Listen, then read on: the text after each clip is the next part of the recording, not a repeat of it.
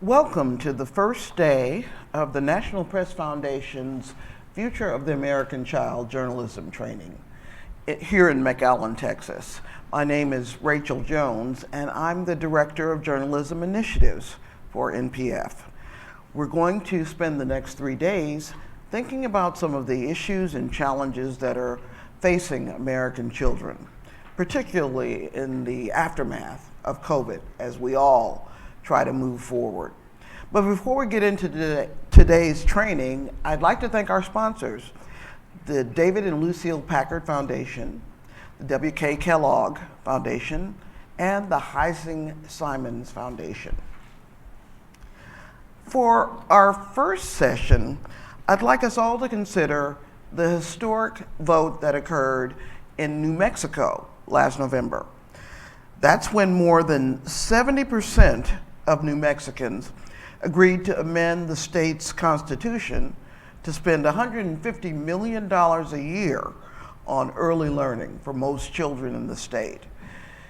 Early learning and childcare have been issues that have been hotly and intensely debated over the past few decades as states and municipalities and individuals tried to decide who was responsible for providing that care.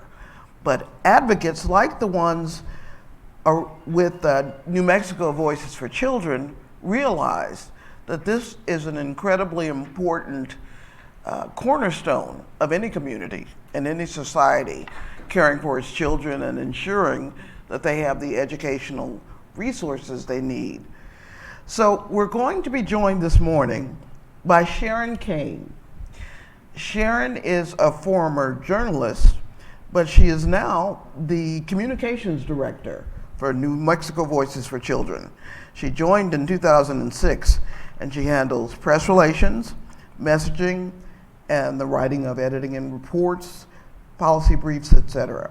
She was previously the managing editor and featured columnist for the Albuquerque-based alternative newspaper Crosswinds Weekly, and she's been a television news producer as well. Sharon, welcome to this morning's, as the first speaker of our training. We're really looking forward to hearing from you, specifically as the journalists think about what early care and education means in their own communities. So thank you for joining us. Good morning. It's good to see you again, Rachel. I'll go ahead and start sharing my screen. There we go. As Rachel said, 70% of the voters voted to fund early childhood out of our land grant permanent fund, and that required changing the state constitution. She wanted me to start with sort of the significance of this policy win. And as you can see there, we got a lot of national press. There's CNN there, Washington Post, and a lot of the national outlets called it a constitutional guarantee. There's some debate among the policymakers and advocates as to whether or not this is actually a constitutional guarantee.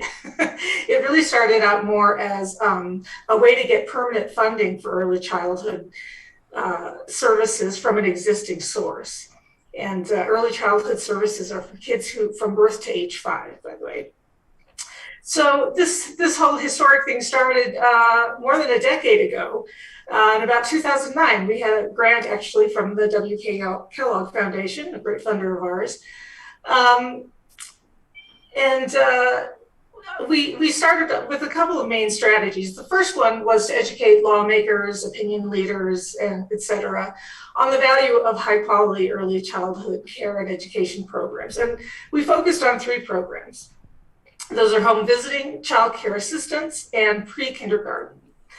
And the reason that we think early childhood programs are so important is because 85% of brain development occurs within the first 5 years of life. And this is your brain building all kinds of neural connections. And it's a very important, this learning basically creates the foundation on which all later learning will be built. So you want it to be a good, solid foundation. And there's a great deal of research as to the value of high quality early childhood programs. One of the more well-known ones is called the Perry Preschool Project. So we're data folks, we love data, so we gave policymakers a lot of data.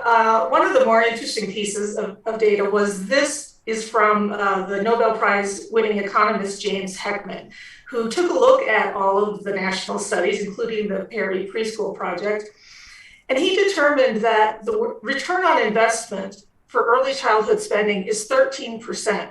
That's for every child, every year for their lifetime, because the benefits of it last the whole lifetime. And he became such a believer in early childhood, he started a website called Heckman Equation, which I put on your resources page. A lot of interesting information on there. The other thing that we educated our lawmakers about was that early childhood funding programs received just 1% of the state budget. It's that little bitty green slice there.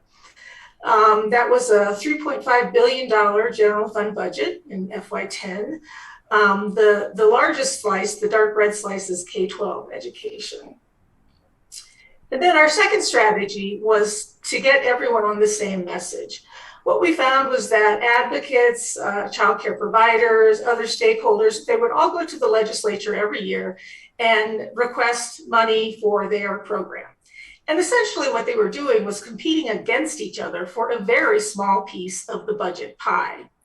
And so we convinced everyone to all get on the same message. So the lawmakers were hearing the same thing from a large and diverse group of people. And the message was, we need more funding for all early childhood programs. Now, we do fiscal policy work at Voices for Children. So we look at where the money can come from. And by 2010, we had determined that the best source was our state's land grant permanent fund. Now, this was set up by Congress when New Mexico became a state in 1912. It receives money from the extraction of oil, gas, and other minerals from public land, and the investments, the money that's made on Wall Street of that the corpus that's invested. And every year, per the state's constitution, 5% of the fund is withdrawn, and it goes to about a couple dozen beneficiaries, most of which are education-based, and the lion's share of it goes to K-12 schools. And in 2010, it was worth more than $10 billion, which, you know, for a state that had a $5+ billion budget, that's a lot of money.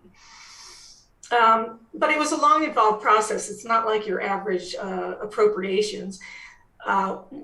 We don't have a ballot initiative, so the legislature needed to pass a joint resolution in order to put the measure on the ballot.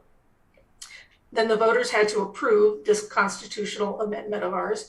And then we needed Congress to approve it, mainly because we were adding a new beneficiary, that is early childhood care and education programs.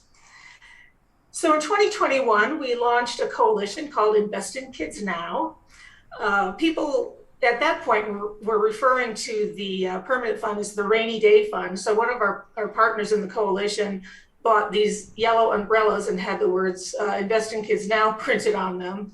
And they actually came in very handy because it snowed that day. That's me in the tan coat and getting a reprieve from the snow there. And that's in front of the state capitol.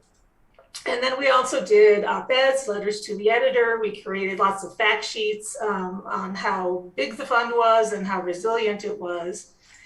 And we did a lot of rallies and press conferences. I'm skipping ahead here. This is 2016. This is what was called the 1,000 Kid March in 2016. You can see the yellow umbrellas again, and the march culminated in the Capitol Rotunda, which is the photo on the right there, in a press conference. Interestingly enough, it was fairly controversial proposal, even though it polled very well with voters. It actually polled at 70%, which is what it passed at, although the polling went up and down from there. But from about 2010, the joint resolution was introduced every year at the legislative session. And for at least 3 different times, it passed all the way through the House of Representatives. Our main problem was getting it to the floor of the Senate. We had opposition from one very powerful senator. He was a conservative Democrat, and he was the chair of the Senate Finance Committee. And so he always requested that bill go through his committee. Well, he would only schedule it for a hearing when he knew he had enough votes to kill it. So actually, the fact that it was controversial was, in a way, kind of helpful. It got a lot of press. People talked about it for a lot, and it spurred lawmakers to increase funding for early childhood programs from other sources. So by 2020, state spending on early childhood programs had tripled. It was now 3% of the state budget, even without the land grant permanent fund. And by this time, also, the legislature had created a cabinet-level department of early childhood care and education. I think we are the first state to do that. And they also created a early childhood trust fund with $300 million. By this point, the land grant permanent fund, which we were told we just could not raid because, it's for future generations, it had more than doubled, and it was at that point $22 billion. Well, also in 2020, that conservative legislator lost his reelection bid. He was a southern New Mexico, from the Boot Heel, actually. So in the 2021 legislative session, the joint resolution finally made it all the way through the Senate and onto the Senate floor where it passed. So that put it on the general election ballot in 2022. And from there, we were part of a coalition called Vote Yes for Kids. And we worked at ensuring that voters knew it was on the ballot and what it was, what early childhood programs do. And we had many strategies, field operations. We did a lot of phone calling, sending texts, knocking on doors, social media, of course, rallies and press conferences, and we created more fact sheets. That's what the data, we the data people did that. But by the time, throughout this whole timeline, we had been working with our congressional delegation to ensure that we get the congressional approval that we needed once it got passed by the voters. And by the time the November election came around, our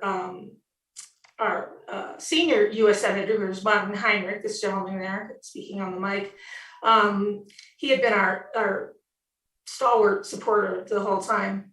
He had gotten his bill through one Senate committee, but Congress moves, it's about fast as a glacier. So that we were just nowhere near the finish line. Fortunately, our whole congressional delegation worked together to get the bill on the omnibus budget bill, which was passed and signed by President Biden in December. So that was our last hurdle. Well, I say that was our last hurdle. Now that our legislature is in session again, there's some shenanigans with the budgeting, but I won't go into that. So we're still fighting. So Rachel wanted me to talk about sort of what was the best way to cover this story. And I'm sure there was a lot of really good coverage, but when I think back on it, the CNN story was what reminded me the most. Or it's the one that I remember the most. And I tried to embed it in here, but apparently it's not it needs to be on YouTube or something. But anyway, it was good because, I know you all like to start out your stories with a real person who's in this situation. It makes it more human, more relatable. Well, CNN got to interview a mother that I think one of our partners introduced them to, who, she was so concerned about money with the cost of childcare being so high that her 8-year-old had picked this up, and he was afraid of, he was worried about money. But once childcare assistance was expanded, he wasn't worried about money anymore. So that's, a really heart-rending way to start the story. That's probably why it sticks in my mind so much. But then the story went on to talk to the cabinet secretary of the early childhood department, and she spelled out the broader problem and talked about how the constitutional amendment would impact more New Mexicans. And then they talked to my boss, our executive director, who spoke about the underlying reasons that families struggle to afford childcare. So the components that you need to understand in order to do a story like this, I'm going to start with the early childhood programs. And there were just the three that I mentioned. Home visiting, which is a parent coaching program. A professional, usually a nurse, visits with first-time new parents. educates them about the developmental stages of their child and gives them some coping mechanisms for dealing with, typical childhood issues like my kid won't stop crying. And they can also connect parents with state and community programs. Preferably, the home visits start prenatally, and they generally continue through the child's first 3 years. And home visiting programs have been shown to lower the incidence of child abuse and increase time between subsequent pregnancies, which is that was weird. Which is, both of which are good for kids and families. The next one I'm going to mention is childcare assistance, which usually gets a really bad rap. Lawmakers deride it as babysitting, but high quality childcare does so much more than simply watch your child while the parent works. Because during the early years, as I said, the child's brain is creating neural connections at an incredible rate. And these are the years when kids are needing to learn what are called executive functions. And this is a group of skills that direct and organize our behavior, such as learning to follow directions, paying attention, managing impulses. This is all stuff that kids learn from their parents at home, but kids are now spending 8 hours a day, 5 days a week in someone else's care. So they need to be learning that in that care as well. But it needs to be high quality care. That means having trained and experienced teachers who are decently paid, having a low child to teacher ratio, and having stimulating activities like what you see there, lots of bright colors and things. They found that low quality childcare, which can be as bad as a child strapped to their car seat sat in front of a TV, that can actually be detrimental to the building executive functions and that whole brain neural connection building that I talked about. But high quality childcare is expensive. In New Mexico, it costs you about the same to send your toddler to high quality childcare as it costs to send your older kid to the University of New Mexico, which is nuts.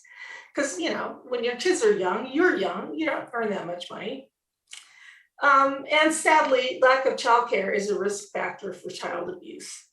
Now, many wealthy nations have a concerted cradle-to-career system of education, and that includes high-quality childcare.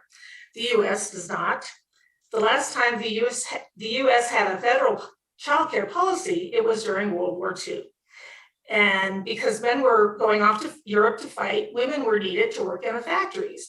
And folks in Washington said, hey, we need to make sure that someone is taking care of their children. So there was actually a federal childcare policy. Now, not nearly as many men are going off to fight, although we are still fighting. But a lot of mothers are going out have to go out to work outside of the home. And that means that 76% of all children ages 0 to 12 have all available parents in the workforce. So a whole lot of our kids are spending a huge portion of their day, every day, in a childcare setting. So our argument is we need to make sure that time is well spent, that the care that they're receiving supports robust brain development. That means it needs to be high quality. And then the final program I'll talk about is pre-kindergarten, which I'm sure you know is a precursor to kindergarten. It's generally available to 3 and 4-year-olds, and if it's an all-day program, it also can be serviced as childcare for a parent. So now I'm going to talk about several issues that you probably want to be aware of if you're covering issues about children. And the first is race and ethnicity. We're talking about the future of the American child here, and I'll tell you that future is diverse. If you look at the pie chart on the left, that blue wedge is the child population that is non-Hispanic white. It's 49%. That means that the US now has a minority majority child population. New Mexico, which is on the right, has long had a minority majority child population, and just 23% of our kids are non-Hispanic whites. Of course, we have a much larger population of Hispanic children, and a much larger population of Native children as well. And the reason I bring up race and ethnicity is because children of color as a whole have less access to the opportunities and supports that all children need to help them thrive. They also face greater barriers to success. And as our nation's child population becomes more diverse, we really need to look at how to best serve children of color. I'll bring up Nativity just briefly. The vast majority of our children are US born, 97%. However, 25% of all kids live in immigrant families. That means at least one parent is an immigrant. But of those children, 90% are US citizens, US born citizens. And I bring this up because, a lot of immigrants, particularly asylum seekers coming up from Central and South America, are people of color. And immigrants may speak a language other than English, which may make it impossible for them to help their children with homework. It might even make it difficult for them to enroll their kids in benefits programs for which they are eligible. And by immigrant, I'm referring to people from those without documentation, to those with visas, to resident alien, green card holders, to naturalized citizens. Next, I want to talk about poverty.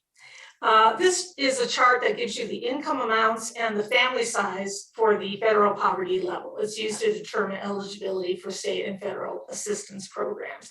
If you can see there, like if a three person family, if they earned more than $24,860, they're not eligible.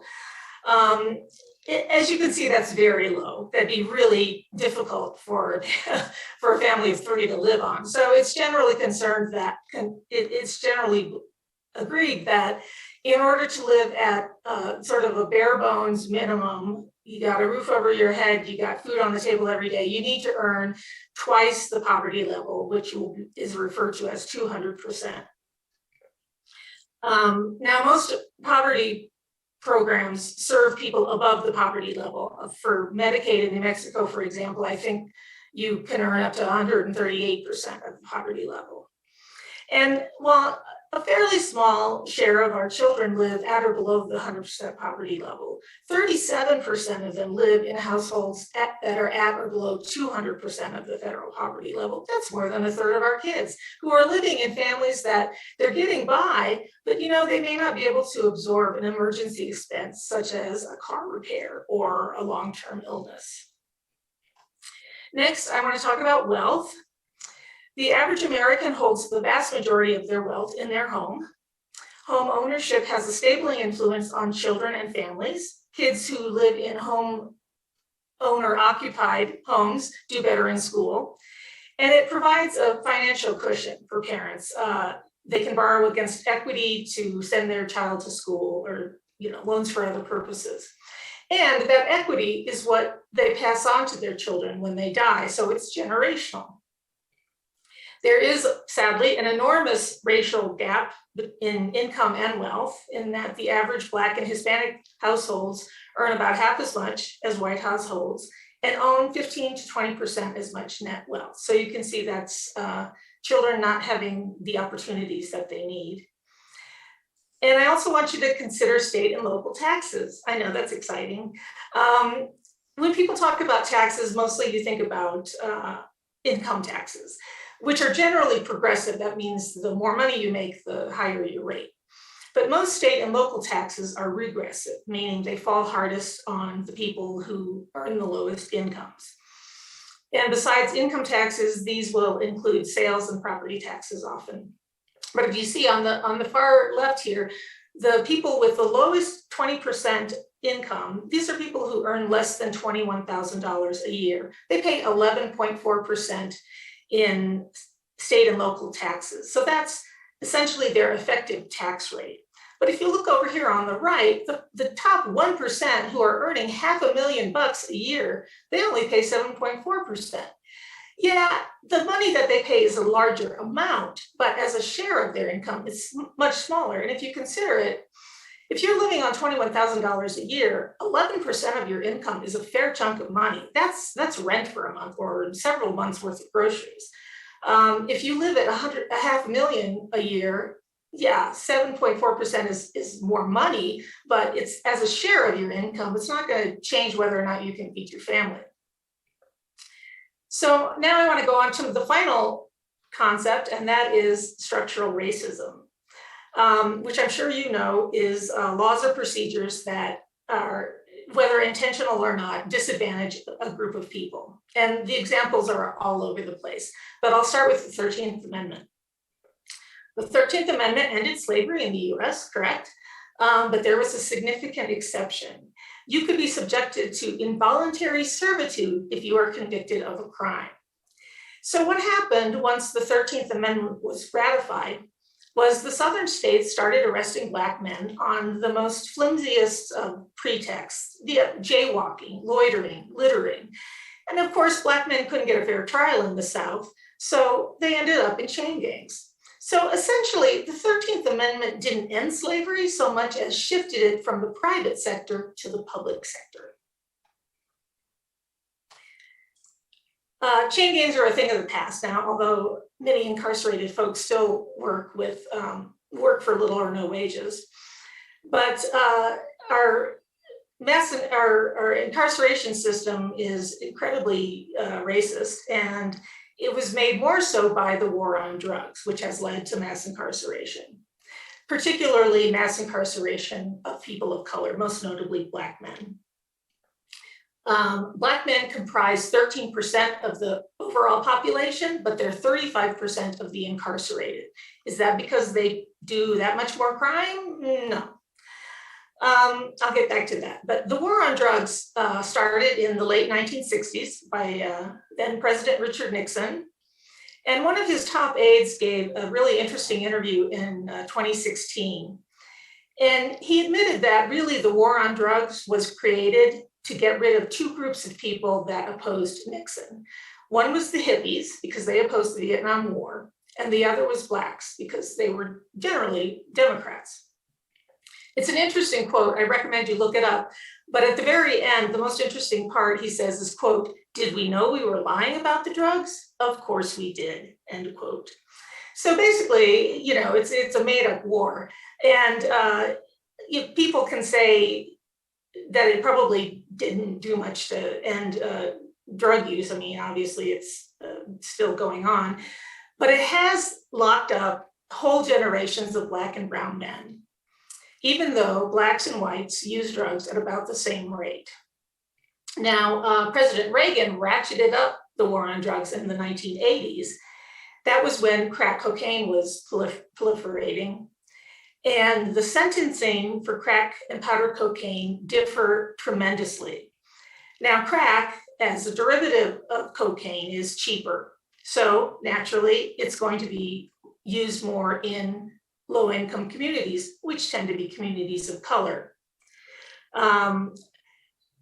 The crack sentencing has a 100-to-1 quantity ratio to cocaine. What that means is, if you are convicted of distributing 5 grams of crack, you get a mandatory 5-year federal prison sentence. In order to get that same prison sentence distributing powder cocaine, you have to be caught with 500 grams. And I think it's easy to argue that 5 grams of crack and 500 grams of cocaine are very different. We're talking a very different amount of money and a much different number of lives that are going to be impacted by it. So essentially, it was a way of criminalizing Black people using a cocaine derivative. And the second problem with the incarceration system is that there's a great deal of discretion at every step. Now, you can blame overt racism, and some of it is that, yes, but we all have implicit biases. Even those of us who are sure we are completely and utterly not racist, we all have implicit biases. We were all raised with negative stereotypes.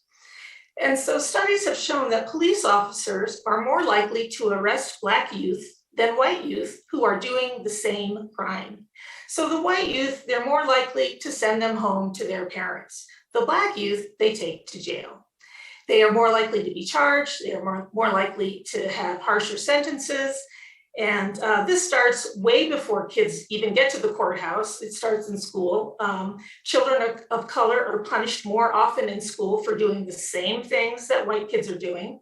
They receive harsher punishments and they are more often suspended. And sadly, this starts early. I mean, this starts in kindergarten, if not earlier. Next is redlining. I assume you all know what that is. It began in the 1920s. It was outlawed in 1968, but that didn't stop it. It continues. As recently as 2015, 3 large lenders had to pay millions of dollars in fines because it was shown that they had denied loans or charged higher interest rates to Black borrowers. And it's true that Black borrowers tend to get higher interest rates even if they have the same incomes and credit ratings as white borrowers. So by making home ownership more difficult, we've made wealth accumulation more difficult for people of color. This leads to another kind of structural racism, which is the funding of public schools. In most states, public schools are funded by property taxes. So what's going to happen to the schools in low-income neighborhoods where properties are devalued? They are underfunded, absolutely.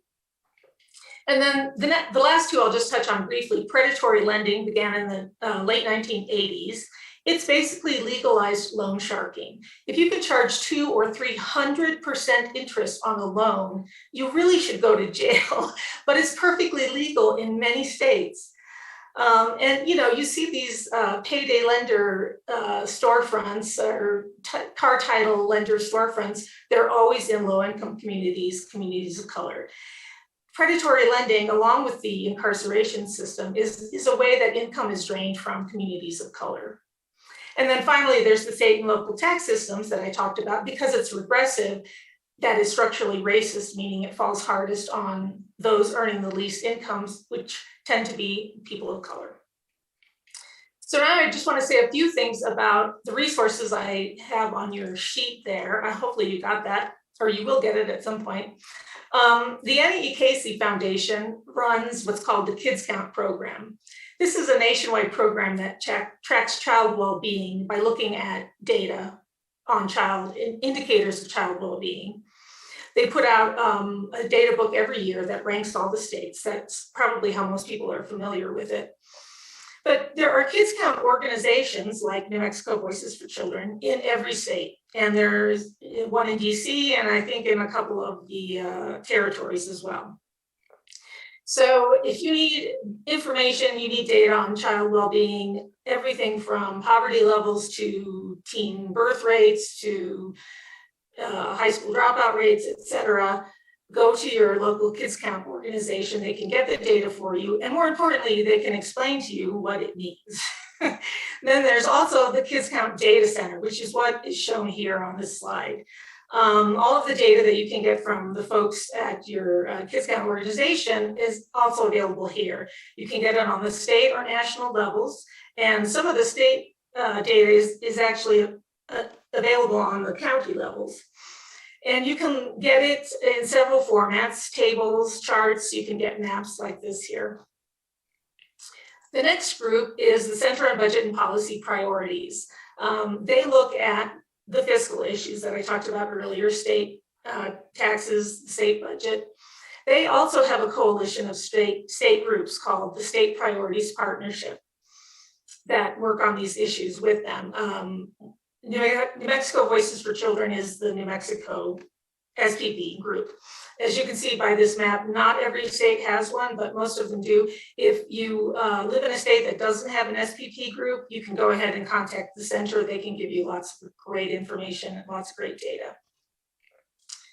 ITEP, the Institute on Taxation and Economic Policy, is another great national group for information on tax and budget issues. They're the ones who came up with that who pays graphic that I showed you before on the state tax incidence. And they have a graphic like that for every state. So if you're curious as to how regressive the tax system is in your state, go to ITEP. You'll be able to find out. They're currently working on a who pays report that will look at tax incidence by race and ethnicity, which will be very telling, I'm sure, very interesting. And then the last one I'll mention is EARN, the Economic Analysis and Research Network. This is, they do work on wages, workforce issues, unemployment, et cetera. They have a lot of affiliate organizations too. You can see the little dots there. Most of them are probably the same as the SPP groups, but there are some of them in states that don't have SPP groups. So, and if you can also contact them and get data information from them. So that's it. We go on to questions. And I will stop sharing my screen. As I listened to it, I thought back to my years covering policy affecting children and families at Knight Ridder in DC, and it was during the welfare reform debate when President Clinton was in office, et cetera. And I can recall comments made by people like Speaker Newt Gingrich about welfare mothers. And one hearing I sat in, a congressman said that these women were like greedy alligators snapping up our resources. And so I used that to sort of get at a very interesting point. I'm wondering what strategies you may have used in New Mexico to counter perceptions of people who need early child care or early learning programs as being lazy, or not willing to work, or they want someone else to pay for what they ought to be doing. Was there a sentiment like that in New Mexico, and how did you deal with it? Sure. Even though we're a minority-majority state, you hear all kinds of racist and sexist garbage at the legislature during the session, sadly. We point out that you cannot get child care assistance unless you are working or currently looking for work, or I think you can get it if you are in school. So you can't get childcare assistance if you're just staying at home. And you know, when we talk about early childhood programs, we talk about making them available to all families, so that there's not this notion of, well, we're giving something to some undeserving group. We want to make it available to everyone. And I'll just say, you know, about the welfare reform. They say that welfare reform got a lot of people out of staying at home and got them into work. It did not do anything to get them out of poverty. It should have been coupled with a child care assistance program, which would have assured that these single moms, when they went out and got jobs, that they weren't spending a third or more of their income just on child care. But it wasn't. Are there any questions? Hi, good morning, Sharon. Nice to meet you. Aja Sid from More Than Black. Quick question. I know you all are still fighting in New Mexico to get everything smooth and running, but do you intend to work with other states to make this possible where they are? Is there any strategies you have suggested or will suggest to other grassroots organizations or leadership to make this possible for children across the country?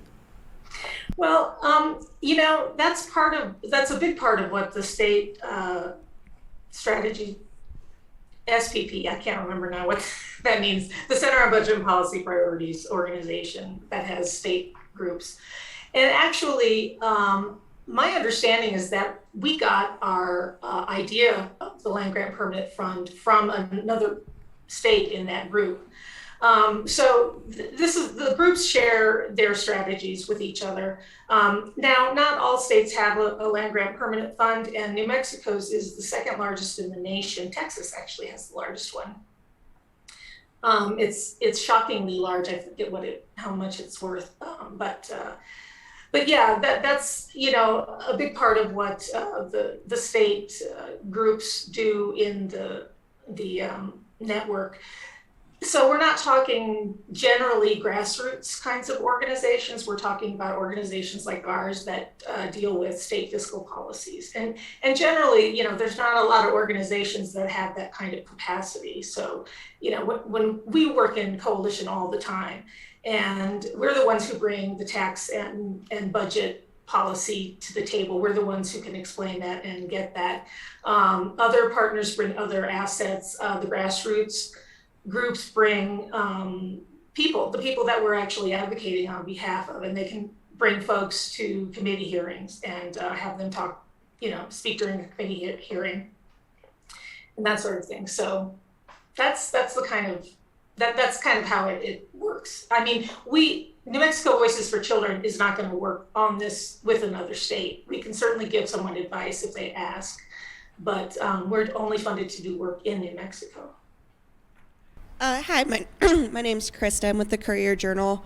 Right now, our city is trying to implement universal pre-K, but what I'm hearing, K-12 already has a really big staffing shortage, and through the pandemic, I understand childcare centers, that whole industry really almost went under. So when we talk about making childcare available to everyone, how do you staff that? And what are you guys doing to try to, alleviate that issue? Well, first of all, and this is an issue that we've talked about nonstop, is you start paying people a living wage. The childcare industry, unfortunately, has a huge turnover because people make poverty wages. They can't raise their own families and do this work. And, I think the same will be true of K-12 when teachers start to get paid like the professionals that they are.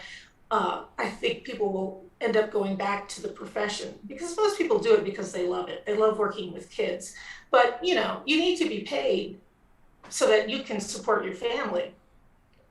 And, since COVID, a lot of employers are complaining about how there's no workforce. That's not the problem. The problem is you're not paying them. You're not paying people well enough. Since Rachel brought up COVID, one thing to note, of course, as you know, COVID had a much more dire impact on families and communities of color. In New Mexico, if you look at the data of the number of cases of COVID and you look at various zip codes, the low-income zip codes had significantly more illnesses and deaths from COVID than the high income. It's really tragic. Henry Gass with the Christian Science Monitor. I had a similar question actually about, childcare deserts is a term that you hear more and more.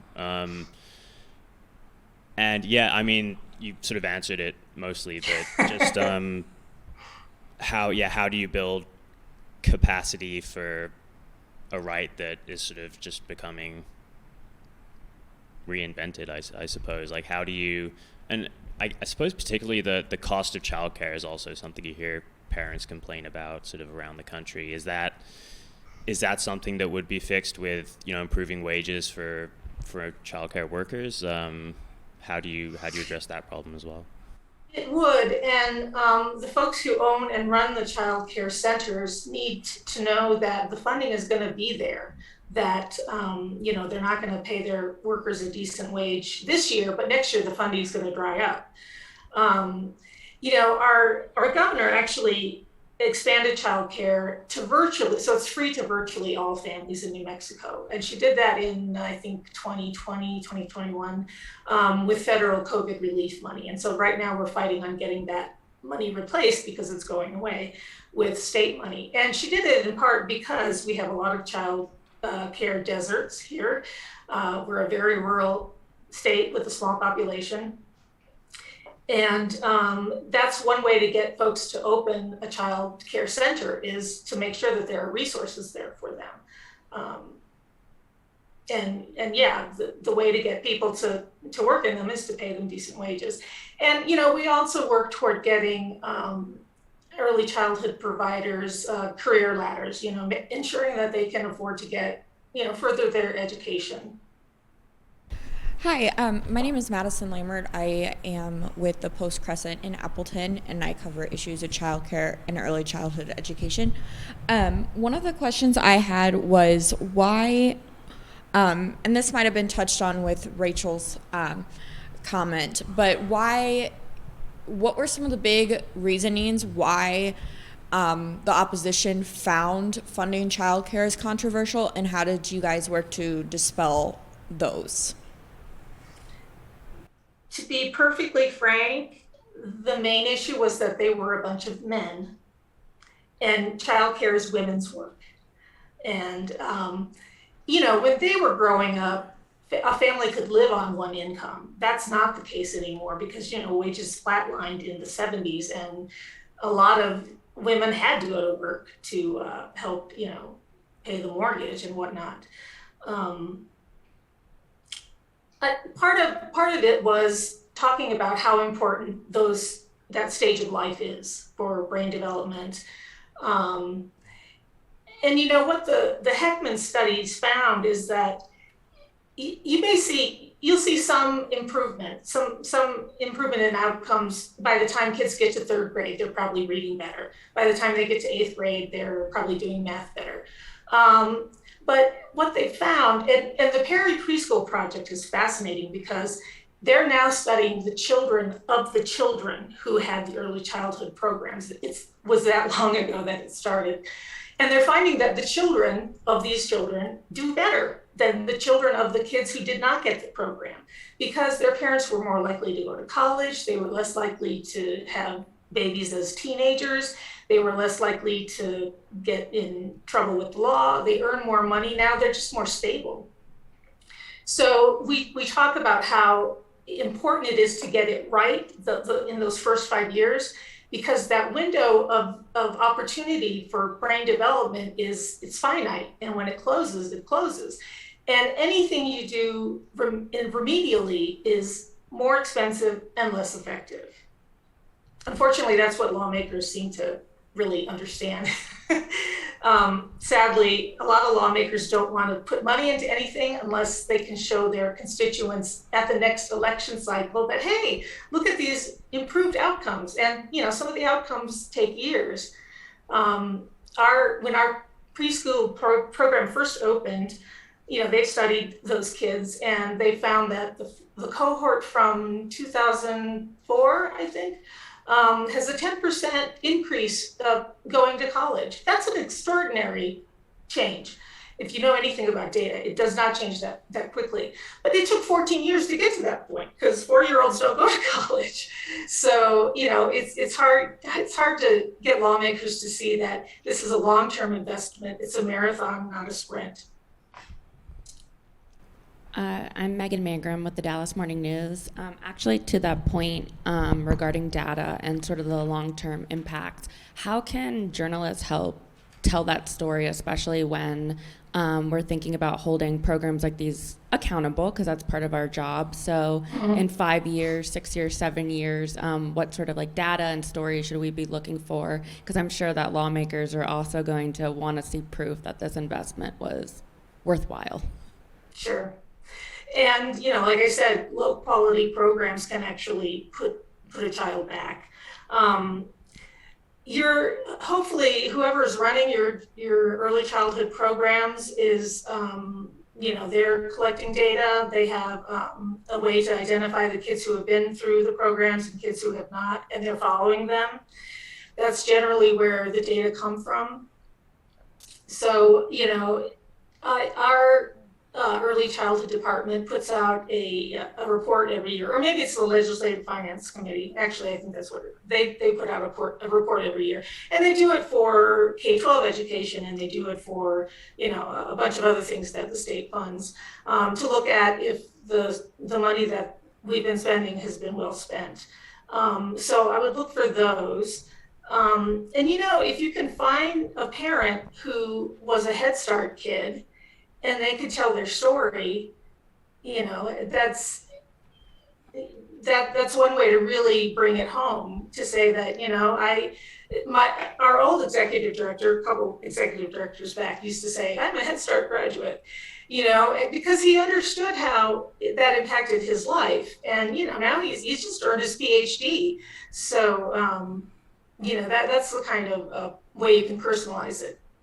You bring to mind an interesting point from my own life. And when I was on Capitol Hill covering welfare reform, and President Clinton was about to sign the bill, and I heard all these conversations, and I decided that I would write about the fact that I was a Head Start kid, and I was in the first class of Head Start when it started back in the 1800s, and. But it ran on the day that President Clinton signed the bill. It got a lot of attention. But there were some who felt that I had inserted myself into the issue. I was too close to it, as we've talked about, this whole issue of lived experience and whether it makes you qualified.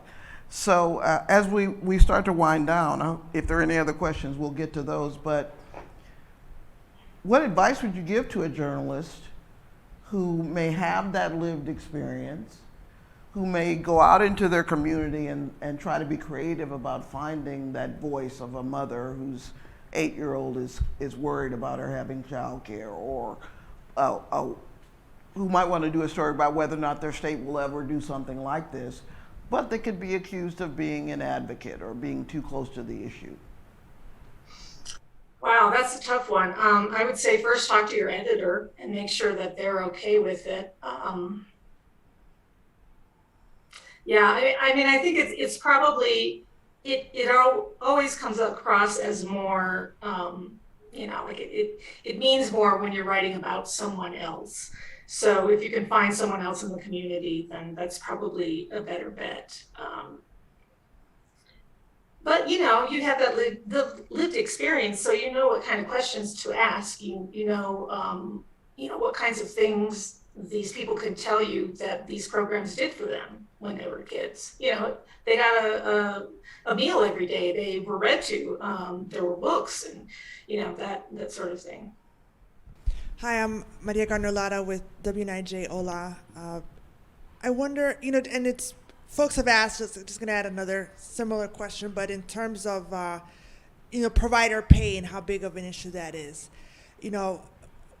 I'm from Illinois, so they'll sometimes, they'll put money, but they'll be quick to maybe build buildings, but then not, in terms of funding then for salaries and stuff like that. So what's your sense of that? And also when you have, like a third party, so you may have an agency who then pays the providers in that sense. I know like in Massachusetts, that's a big thing.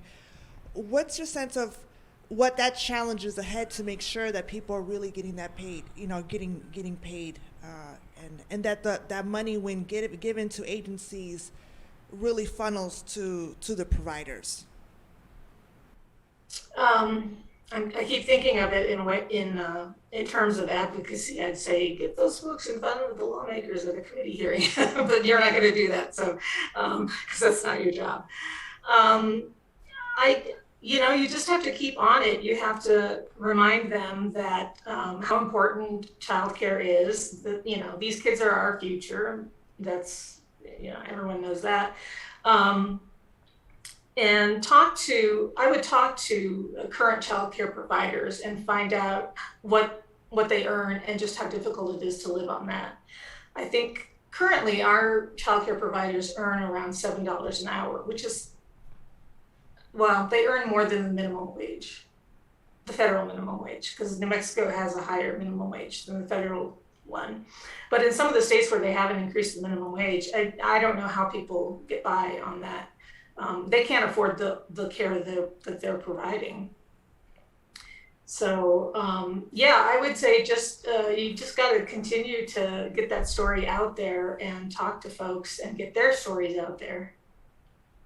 To that end, I think my last question to you is going to be, do you ever foresee a day when there'll be above the banner headline about childcare, about other states joining or following in New Mexico's footsteps? Would that make a difference if journalism and media prioritize the story of early learning as much as they prioritize the story of the 6-year-old who shoots his teacher? Yeah, absolutely. I think it would make a huge difference. Lawmakers look at the papers and they listen to their constituents. I mean, they track what their constituents are telling them they want. That doesn't mean they necessarily vote that way, but they want to know what their constituents are calling about. Part of the reason I was so thrilled that we got so much national coverage is because it kind of holds our state lawmakers to task. It's like the nation is watching. Let's not mess this up. So I think, if childcare was an issue that was in the news very often it would get be looked at more seriously by lawmakers. But then again, mass shootings are in the news all the time. Have we done anything to make sure those aren't happening? No. So it's lawmakers will do what their lobbyists and campaign contributors want them to do and what the voters tell them they have to do. Well, I think you've given our journalists a lot to think about in terms of going back to their own newsrooms and their own states and analyzing what's going on in this issue in their states. And so we do have your email address on our program, and I know that some of them may want to reach out to you for advice, for leads. So we want to take this opportunity to thank you for taking time out of a very busy schedule. I know you're in the legislative session right now, but thank you so much for joining the Future of the American Child training. Thanks for having me. Great.